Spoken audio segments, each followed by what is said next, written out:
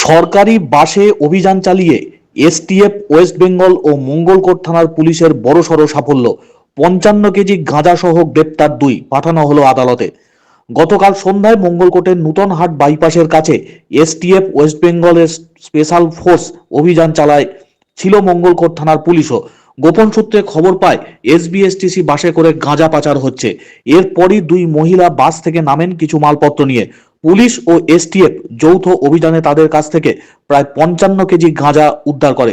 জিজ্ঞাসাবাদে পুলিশ জানতে পারে যে গ্রেপ্তার হওয়া ২ মহিলার নাম আদু বিবি, তার বাড়ি পূর্বস্থলী, আর এক মহিলার নাম জ্যোৎস্না বিবি, তার বাড়ি নদিয়ার নবদ্বীপ। তারা এই গাঁজা কোথায় নিয়ে যাচ্ছিল এবং তাদের সঙ্গে আর কে কে যুক্ত রয়েছে তা জানার জন্য মঙ্গলকোট থানার পুলিশ আদালতের কাছে ৫ দিন পুলিশ হেফাজত চেয়েছে। ওই মহিলা দুজন মঙ্গলকোটের কোথায় গাঁজা বিক্রি করত সে বিষয়ে তদন্ত শুরু করেছে। আজ ওই ২ মহিলাকে পুলিশ পাঠিয়েছে বর্ধমান আদালতে। ঘটনায় এলাকায় ব্যাপক শোরগোল। মঙ্গলকোট থেকে আমিরুল ইসলামের রিপোর্ট।